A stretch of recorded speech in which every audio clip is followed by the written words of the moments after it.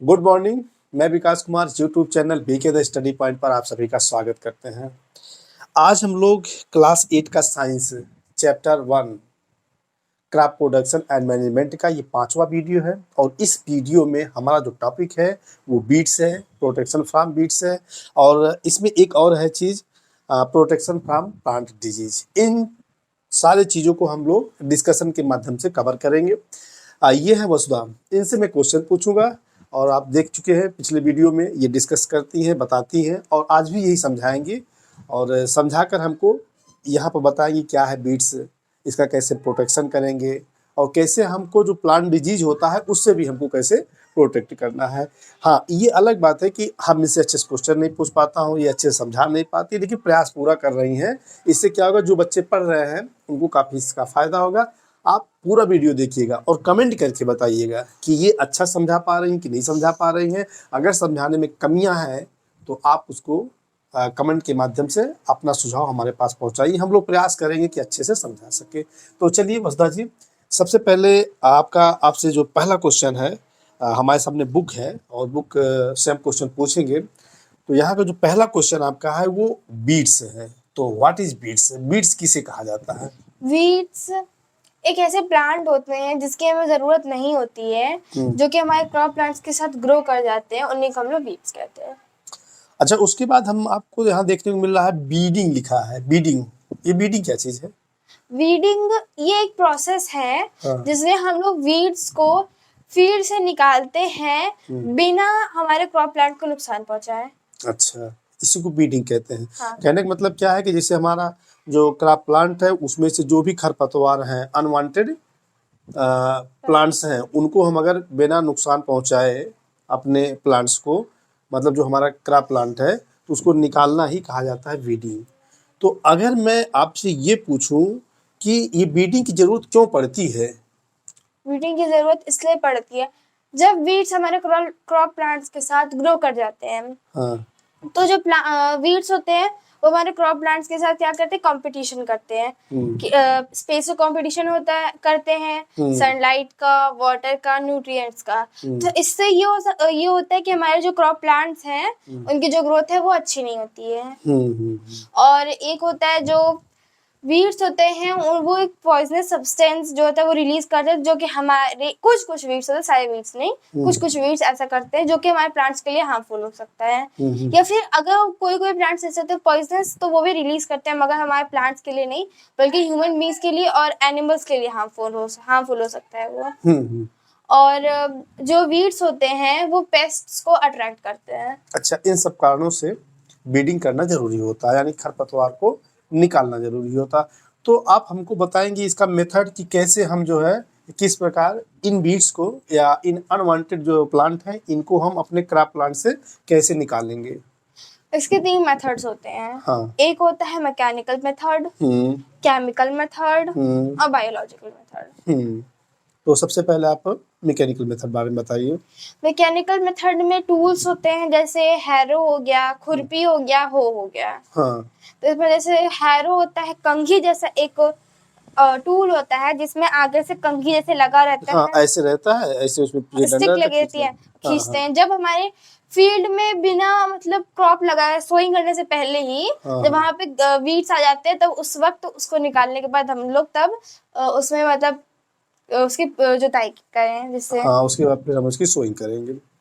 तो इस प्रकार हम उसमें से बीड्स निकाल लेंगे। ये तो है आपका एक पहला है। और दूसरा एक होता है खुरपी और जो हो होता है। हाँ। दोनों का एक ही चीज के लिए यूज किया जाता है, एक ही तरीके से। जैसे जब हमारे क्रॉप प्लांट मान लीजिए ग्रो कर गए हैं, बहुत बड़े नहीं हुए, छोटे वो माने फौड़ा होता है, कुदाल भी माना जाता है उसको ना। हाँ। हाँ, जैसे गन्ना है, गन्ना बुआई हो गया है। हाँ। और गन्ना निकल आए हैं प्लांट उसके, और उसमें बीच बीच में जो खरपतवार है उसको निकालना है, तो उसकी गुड़ाई करके, मतलब उसको टिलिंग करेंगे ना, मतलब खोद करके गुड़ाई करके निकाल सकते हैं। और खुरपी में भी ऐसे जैसे लहसुन हो गया या फिर और भी छोटे छोटे प्लांट जैसे होते हैं। हाँ। वो जब ग्रो करते हैं उनके साथ जब उसमें भी अगर वीड्स आ जाते हैं तो उसमें खुरपी का यूज करते हैं। अच्छा, खुरपी का इस्तेमाल करते हैं। ये हमारा हुआ मैकेनिकल प्रोसेस। और दूसरा क्या है? Chemical process. हाँ। तो केमिकल प्रोसेस में क्या करना होता है? केमिकल प्रोसेस में हम लोग केमिकल्स का यूज करते हैं, जो कि हमारे जो वीड्स होते हैं उनको किल करते हैं। और उसमें एक केमिकल जो होता है वो वीडिसाइड होता है। वीडिसाइड जो कि उसको मारने के लिए यूज किया जाता है, खरपतवार को नष्ट कर हाँ। देता है। तो वो जो केमिकल होता है वो केवल वीड्स को ही हार्म, मतलब वीड्स को ही मारेगा, और जो हमारे प्लांट्स हैं, क्रॉप प्लांट्स, उनको हार्म नहीं पहुंचाएगा। अच्छा, उनको सेफ रहेगा वो। हाँ, तो दोनों तो प्लांट्स हैं, लेकिन अच्छा जो हार्मफुल है वही निकलेगा, उसमें नष्ट हाँ। होगा, सूख जाएगा। हाँ, अच्छा अच्छा, तो कुछ नाम पता है वीडिसाइड का? हाँ। क्या नाम है? एक 2,4-D हाँ। और MCPA हम्म। और ब्यूटाक्लोर ब्यूटाक्लोर है, MCPA PA और 2,4-D है। तो अगर मैं आपसे पूछूं, क्योंकि आप पढ़ने वाले बच्चे हैं, तो 2,4-D का मतलब भी जानना चाहिए। तो 2,4-D का फुल फॉर्म क्या होता है? नहीं पता है। चलिए मैं आपको बता दे रहा हूँ। 2,4-D होता है 2,4-डाइक्लोरो फिनॉक्सी एस्टिक एसिड। ये होता है फिनॉक्सी एस्टिक एसिड, ठीक है। और MCPA, एमसी का मतलब होता है, देखिए यहाँ पर आप अगर केमिस्ट्री जब पढ़ेंगे तो उसको पता चलेगा जब उसका फार्मूला, तो किस ये कार्बन के हैं, सब कार्बन है इसमें, और कहाँ कहाँ पर कौन सेट है। जैसे दूसरे स्थान पर है मिथाइल है, 2 मेथिल होगा, 4 पे क्लोरो है, और 1 पे क्या है? फिनॉक्सी है, एस्टिक एसिड है। तो इस अगर जो MCPA का फुल फॉर्म होगा 2 मेथिल 4 क्लोरो 1 फिनॉक्सी और उसके बाद एस्टिक एसिड, इसका फुल फॉर्म होगा। और आपका उसका ब्यूटाक्लोर। हाँ। तो ब्यूटाक्लोर इन 3 चीज का इस्तेमाल करते हैं, बहुत सारे और भी मार्केट में हैं जिसका इस्तेमाल करते हैं वीडिसाइड के रूप में। तो इसके बाद आपसे हमें जो क्वेश्चन है बायोलॉजिकल, अभी हमने केमिकल पढ़ा और फिजिकल पढ़ा, और तीसरा जो है मैकेनिकल। अच्छा मैकेनिकल पढ़ा। चलो ठीक है, हमने मैकेनिकल पढ़ा, बायोलॉजिकल पढ़ा, नहीं पढ़ा भी है, केमिकल पढ़ा। तो अब बचा क्या है? बायोलॉजिकल। तो ये बायोलॉजिकल मेथड क्या होता है? बायोलॉजिकल मेथड्स ऐसे होते हैं, जैसे हमारे क्रॉप प्लांट्स में जब वीड्स ग्रो कर जाते हैं तो उसमें हम ऐसे इंसेक्ट्स वगैरह जो होते हैं उसको छोड़ देते हैं, जो कि केवल हमारे वीड्स को ही खाते हैं। मतलब जैसे हम लोग मैकेनिकल मेथड में टूल्स का यूज करते हैं, हाँ। केमिकल मेथड में हम लोग केमिकल्स का यूज करते हैं, लेकिन जो बायोलॉजिकल मेथड होता है इसमें हम लोग ना केमिकल ना टूल्स का यूज करते हैं। इसमें ऐसे हम लोग कीड़े जो होते हैं, कीड़े, हाँ ये सब होते हैं, इनको हम लोग उसमें छोड़ देते हैं, मतलब फिर डाल देते हैं। या फिर इंसेक्ट्स जो सब होते हैं, या फिर पेस्ट्स, कुछ ऐसे पेट्स होते हैं जो कि हमारे जो वीड्स होते हैं वो खा जाते हैं, लेकिन हमारे प्लांट्स को हार्म नहीं पहुंचाते हैं। अच्छा, प्लांट्स को छोड़ कर बीट्स क्यों खाएगा? वो इतना तो मुझे नहीं पता। हाँ, जैसे सुने हम भी है, जैसे बताते हैं घर में अगर सफेद चूहा आ जाए तो जो और सारे चूहे वो भाग जाते हैं, है ना। अगर एक सफेद बिल्ली पाल लिया जाए तो दूसरी बिल्ली जो है, जो नुकसान पहुंचा रही है, गंदा कर रही है घर में इधर उधर, वो भाग जाती है। तो ऐसे भी होता है, सुना है, और ये भी है भी। कोई एग्जाम्पल है आपके पास इसका? नहीं है। चलिए आगे, आपका जो है एक यहाँ पे बुक में देख रहे हैं, protection of crop from paste and disease, ये क्या मतलब है? इसमें जैसे इसका मतलब हमको बताइए, क्योंकि ये लिखा है थोड़ा इंग्लिश कम समझ में आती है। लिखा है protection of crop from paste and disease. जैसे पहले अभी हमने पढ़ लिया कि प्रोटेक्शन फ्रॉम वीड्स, यानी वीड्स से बचाव, वैसे इसमें प्लांट डिजीज और पेस्ट से बचाने की बात चल रही है, इसमें होगा। अच्छा, तो ये कैसे बचाया जा सकता है, क्या करना पड़ता है? इसमें भी जैसे अगर डिजीज होते हैं उसे हम लोग केमिकल्स का यूज करते हैं, अगर प्लांट डिजीज होते हैं, और पेस्ट होता है तो उसमें हम लोग बायोलॉजिकल और केमिकल का यूज करते हैं। तो जैसे आपके यहाँ लिखा protection from stray animals, stray animals, सबसे पहली बात ये जान लेना चाहिए हमें कि स्ट्रे एनिमल्स होते क्या हैं। क्या है? ये ऐसे जानवर से गाय भैंस जो घूमते होते हैं, घूमते रहती हैं, इनसे हमें अपने क्रॉप्स को बचाना होता है। नीलगाय हो गया है, हाँ, गाय हो गई, भैंस से, या फिर ऐसे जानवर। तो इससे हम लोग अपने फील्ड है उसके बाउंड्री पे हम लोग फेंसिंग कर देते हैं, या फिर वॉल भी करवा सकते हैं, उठा सकते हैं। बहुत महंगा हो जाएगा। हाँ, और मेनली उन्हें फेंसिंग मान सकते हैं, फेंसिंग करवा देनी चाहिए। और उसके बाद हाँ, इसमें तो यही होता है, दो, एक वॉल करना, फेंसिंग करवा देना, जिससे जो जानवर है वो अंदर न जा पाए। हाँ, और दूसरा क्या है आपका? Protection from pests. पेस्ट्स ऐसे जैसे जो कीड़े होते हैं, या फिर जो लार्वा होता है, या फिर जो रोडेंट्स होते हैं, या फिर ऐसे कुछ जानवर जो होते हैं, छोटे छोटे बैक्टीरिया, वायरस, फंगस, ये सारे ये तो डिजीजेस में भी आते हैं। अच्छा, नहीं, इन्हीं कारण होता है ना। तो ये तो बैक्टीरिया फंगस नहीं आता है पेस्ट में? ये मुझे इतना नहीं पता है। अच्छा, इतना नहीं पता है। तो ये सारी चीज जो अच्छा जो झींगुर उंगुर होते हैं, टर्मिट कहते हैं हाँ उसको, हाँ हाँ चूहे होते हैं, हाँ इन छोटे छोटे जो है जानवर होते हैं, बहुत छोटे छोटे जो है, हाँ, या फिर ये लार्वास जो होते हैं। हाँ, तो ये सब चीज पेस्ट में आते हैं, तो इनसे हमको प्रोटेक्शन करना है। हम्म। ठीक है। और चिड़िया भी नुकसान करती है हमारी फसल को, हाँ, तो उनको कैसे बचाएंगे? उनसे बचाने के लिए हम लोग जैसे स्कैरक्रो लगाते हैं। ये क्या होता है? ये स्कैरक्रो होता है जो घास फूस या फिर लकड़ी होता है, उससे हम लोग इंसान जैसा कपड़े वपड़े पहना कर उसको तैयार करते हैं, जिससे बर्ड्स जो होती है, चिड़िया अच्छा होती अच्छा, है। हम लोग जैसे मक्का खेत में पहले था, एक डंडा गाड़ देते थे, उसमें एक डंडा बांध के उसपे शर्ट पैंट पहना देते हैं, हवा आती है वो लहराता है और जानवरों को लगता है कि वहां पे कोई खड़ा है, टोपी भी पहना दिया जाता है। हाँ, अच्छा, इस टाइप की इसको क्या बोलते हैं? स्कैरक्रो। स्क्रे स्कैरक्रो। Square crow. अच्छा, इसको स्केयर क्रो कहते हैं। हम लोग कहते हैं पुतला बना दिए। पुतला क्या है? उसको पुतला नहीं कहा जा सकता है, लेकिन तब भी हम लोग यही मानते थे, तो उस समय करते थे। और कोई तरीका है? और या फिर ड्रम से बीटिंग करके भी भगा सकते हैं, तो क्योंकि वहाँ खड़ा होकर आदमी पीटेगा। जब चिड़िया आएगी तब मार सकते हैं, फिर स्कैरक्रो।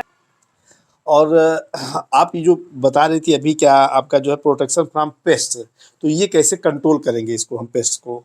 पेस्ट को हम लोग बायोलॉजिकल मेथड से भी कंट्रोल कर सकते हैं और केमिकल मेथड तो से। बायोलॉजिकल आपने वही बताया है कि बायोलॉजिकल में जो क्या बोलते हैं, कौन से हैं जैसे जानवर? हाँ हाँ, कुछ जानवर होते हैं जिसको हम लोग छोड़ देते हैं, जैसे रोडेंट्स हो गए या फिर चूहे अगर आ जाते हैं, हाँ तो फिर उसमें जैसे हमें बताया वाइट जो सफेद चूहे डाल देते हैं तो फिर वो भाग जाते हैं। हाँ हाँ हाँ, तो ऐसा यूज करते हैं। इस तरह जो है। और दूसरा जो केमिकल वाले में? केमिकल में जैसे एक आ जाएगा, केमिकल मेथड जो होता है उसमें एक होता है BHC होता है। BHC, हाँ, BHC होता है। BHC करके है, हाँ बेंजाइन हेक्साक्लोराइड होता है। हाँ, और एक होता है कुल में बीडीसाइड का इस्तेमाल करेंगे। वीडीसाइड, ही पेस्टिसाइड्स यूज होता अच्छा, है। पेस्टिसाइड का इस्तेमाल हाँ, करेंगे। ये पेस्टिसाइड क्या चीज होता है? ये भी एक केमिकल होता है जिससे हम लोग जिनको यूज करते हैं पेस्ट्स को मारने के लिए। ये पेस्ट क्या है, फिर एक बार बता दो। नहीं, पेस्ट, बहुत सारे लोग नहीं समझ पाते हैं।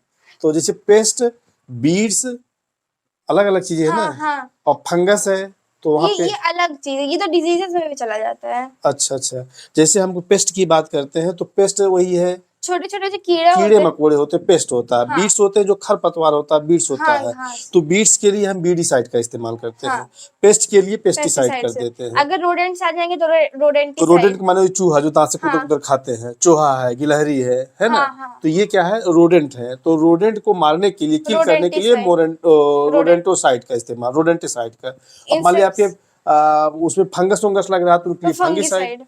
तो बहुत अच्छा। और अपने आप को मारना है तो सुसाइड। सुसाइड। तो ये क्या है, जैसे जहाँ पे आप साइड लगाइए, जैसे बीट्स है, बीट्स को अगर किल कर रहे हैं बीडीसाइड का इस्तेमाल कर दीजिए। अगर रोडेंट है, चूहे हैं, उनको मारना है तो उनके लिए रोडेंटोसाइड का इस्तेमाल कर दीजिए। और क्या है आपका, पेस्ट है तो पेस्टिसाइड का, फंगस है फंगिसाइड का है, रोडेंट्स है तो रोडेंटिसाइड, रोडेंटिसाइड है। तो इंसेक्ट्स है तो ये हाँ, इंसेक्टिसाइड। अगर बहुत ज़्यादा इंसेक्ट है, उसमें कीड़े मकोड़े लग रहे हैं तो उनके लिए इंसेक्टिसाइड का इस्तेमाल कर दिया जाता है। तो ये सारी जो है, ये सब इस्तेमाल करके क्या करेंगे, अपने खेत को जो है इन सब से बचा सकते हैं। तो आगे मैं आपसे पूछूंगा कि मान लीजिए हम फंगिसाइड है या रोडेंटिसाइड है या जो भी हम दवा जो है इस्तेमाल कर रहे हैं इन सब चीज़ का, उनको किल करने के लिए, तो इसको कैसे हम इस्तेमाल करेंगे इन दवाओं का? उससे हमको प्रोटेक्शन, अपने आप को भी प्रोटेक्ट करना पड़ेगा ना, तो कैसे हम उसको जो है दवा का इस्तेमाल जब हम करेंगे? लोगों को दवा यूज कर उसका स्प्रे करेंगे तो हमको ये ध्यान देना चाहिए कि जो केमिकल वो हमारे ऊपर ना है, मतलब हमारे हाथों पे या फिर हमारे स्किन पर टच ना हो। तो फिर इसलिए हम लोग ग्लव्स लगा के उसको स्प्रे करना चाहिए। और दूसरे के हमें मास्क लगाना चाहिए। हाँ अच्छे, और अपने को प्रोटेक्ट करके करना चाहिए मास्क लगा के, क्योंकि अगर वो हमारे अंदर नाक के या फिर मुंह के द्वारा ही चला जाएगा तो बहुत पॉइजनस होता है, जो कि हमें भी हार्म पहुंचा सकता है। और उसके वजह हम लोग पेस्टिसाइड्स का यूज कर लेते हैं, तो हमें अपने हाथ को तुरंत अच्छे तरीके से साबुन पानी से धुलना चाहिए। अच्छा, इसको मिलाया कैसे जाता है? पानी ज़्यादा मात्रा कम मात्रा भी पता है कि नहीं पता है? कि जैसे मान लीजिए हम दवा लेके आए हैं वो पेस्टिसाइड, तो वो चीज़ जब हम दवा खेत में छिड़काव करेंगे तो डिब्बा में रहेगा, थोड़ा रहेगा, तो कितना पानी मिलाना चाहिए ये सब नहीं पता है। अच्छा, नहीं होता है, चलिए। क्योंकि हम इनका जो है जो हेडिंग्स है, मेन चीज़ वही हम उनको ध्यान दे रहे हैं, बाकी इनको बताना है, समझाना है, तो इनको जानकारी नहीं है। तो अगर हम ग्रासहोपर किस में आता है? पेट्स में आता है। हाँ, तो जो कीड़े मकोड़े हैं या हम कहें जो छोटे छोटे, ग्रासहॉपर्स हाँ जो छोटे छोटे जो है लार्वा हो गए। जंतु हैं, तो उन सबको भगाने के लिए हम लोग जो दवाओं का इस्तेमाल करते हैं, तो उसके लिए क्या करना है, हमको मास्क लगा लेना है, हाथ में ग्लव्स लगा लेना है, और ये पानी की एक निश्चित मात्रा होती है, उसमें जो है ये होता है कितना दवा आपको डालना है, ये सब करना है। और जिस बर्तन में ये दवा आती है उसको आपको डिस्ट्रॉय कर देना है, जमीन के अंदर गाड़ देना है। हाँ, बाहर अगर मान ली बच्चों के पास चला जाएगा तो काफ़ी नुकसान करेगा। तो ये सारी चीज़ें। अब हमको थोड़ा ये बताइए, यहाँ पर आपके बुक में हम देख रहे हैं प्रोटेक्शन फ्रॉम प्लांट डिजीज, तो कुछ डिजीज के बारे में आप बताएंगे? हाँ, जैसे एक हो गया ये जैसे वर्ड नहीं याद आ रहा, थोड़ा सा रुकिए। अच्छा, जो अब कुल मिला के ये है कि आपका जो प्लांट क्रॉप है हाँ, उसमें जैसे गेहूं है, गेहूं में ही कुछ बीमारी फैल जाती है। हाँ, वो हम तो देखे हैं वहाँ रस्ट पे, एंड स्मार्ट होता है। क्या नाम है? Rust and smart. अच्छा, वो गेहूं होता है। तो अब उसमें क्या करते हैं हम लोग, तो देखे काला काला हो जाता है पूरा गेहूं में, और पत्तियां उसकी भी जो सिकुड़ जाती है, खराब हो जाती है। इसे हाथ लगाएंगे जैसे लगता है कि उसमें नील, हम लोग बोलते थे नील पैदा हो रहा है गेहूं में, हालांकि नील नहीं है, वो एक बीमारी है, और उसको बोलते हैं रस्ट और स्मार्ट। स्मट कहा जाता है। और ये वीड्स में होता है ना, ये फंगल है, एक फंगस है। तो यहाँ पर इसको सही करने के लिए फंगीसाइड का इस्तेमाल किया जाता है। और दूसरा क्या है? एक होता है, दूसरा होता है ब्लाइट ऑफ पोटैटो। हाँ, ब्लाइट ऑफ इसमें पोटैटो। कैसे होता है? इसमें भी पोटैटो, इसकी जो पत्तियां होती हैं वो खराब होने लगती हैं, एकदम कुछ सफेद सफेद हो जाएगा, पीला हो जाता है।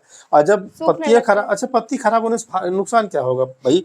वो जो आलू है, पोटैटो है, वो तो जमीन के अंदर हो रहा है, तो पत्ती से क्या दिक्कत है? अरे क्या, जो पत्तियां होती है उसके अंदर क्लोरोफिल होता है, और क्लोरोफिल जो होता है, पत्तियां ही तो होती हैं जो कि फोटोसिंथेसिस करती हैं। जब पत्तियां ही नहीं रहेंगी तो फोटोसिंथेसिस नहीं होगा, जब फोटोसिंथेसिस नहीं होगा तो आलू भी नहीं आएगा। मतलब आएगा तो बहुत छोटा छोटा होगा, स्वस्थ नहीं होंगे, क्योंकि जितना ज्यादा खाना खाएगा उतना मोटा होगा। तो आलू जो है अच्छा अच्छा हो जाएगा। तो ये जरूरी है कि उसमें जो है फोटोसिंथेसिस हो पाए। फोटोसिंथेसिस के लिए पत्तियां सही होनी चाहिए। अब पत्तियां क्या है, जब उसमें आपका ब्लाइट ऑफ पोटैटो, जो ये भी क्या है, एक फंगल डिजीज है, और जब फंगस लग जाएगा पत्तियां नष्ट हो जाएंगी, नष्ट होंगी तो आपका जो है जो क्रॉप होगा वो अच्छा नहीं होगा। और कुछ और जानती हैं? एक है ब्लास्ट। क्या है? ये पैडी यानी कि चावल, सॉरी धान के जो क्रॉप होते हैं, धान जो होती है, इसमें होता है। हाँ, तो इसके लिए भी वही है कि दवा का इस्तेमाल करना पड़ेगा। हाँ, चलिए ठीक है। और इसमें और कुछ अगर आप जानती हो तो कुछ नया जो हम क्वेश्चन नहीं पूछ पा रहे हैं वो आप बता सकती जैसे हैं। उसमें एक है कि एक बार वियतनाम और यूएस जो है, ये हम जानना चाहते हैं कि इसमें आपको बताएंगे जो हर्बिसाइड भी होते हैं जो कि हर्ब्स को मारने के लिए यूज होते हैं, कितना ज्यादा डेंजरस होता है। हाँ। जब वियतनाम और यूएस में एक बार वार चल रहा था, तो उसमें यूएस ने मतलब उन्होंने क्या कहते हैं हर्बिसाइड स्प्रे कर दिया था, जिससे वहाँ के जो फॉरेस्ट में, जिससे वहाँ पे जो वेजिटेशन है वो अच्छा ना रहे, खराब हो जाए। और उस हर्बिसाइड का नाम है एजेंट ऑरेंज। अच्छा अच्छा। तो ये इससे क्या, वहाँ के जो उन्होंने ये इसलिए डाला था जिससे वहाँ के जो वेजिटेशन है वो खराब हो जाए, मगर इससे जो वहाँ के बच्चे और बड़े हैं उन पे बहुत बुरा मतलब हार्मफुल मतलब प्रभाव केमिकल पड़ा। था, ये दवा था, उसका नुकसान हुआ जो है, तो उससे क्या हुआ उन लोगों को नुकसान में? इंसान ने मतलब काफी लोगों को मतलब फिजिकली तरीके से काफी दिक्कत है, जैसे किसी के पैर में प्रॉब्लम से, फिर आँख, या फिर ऐसे कुछ प्रॉब्लम्स में वहाँ पे हुई। अच्छा अच्छा, इतनी जानकारी ठीक नहीं है, बस इतना ही।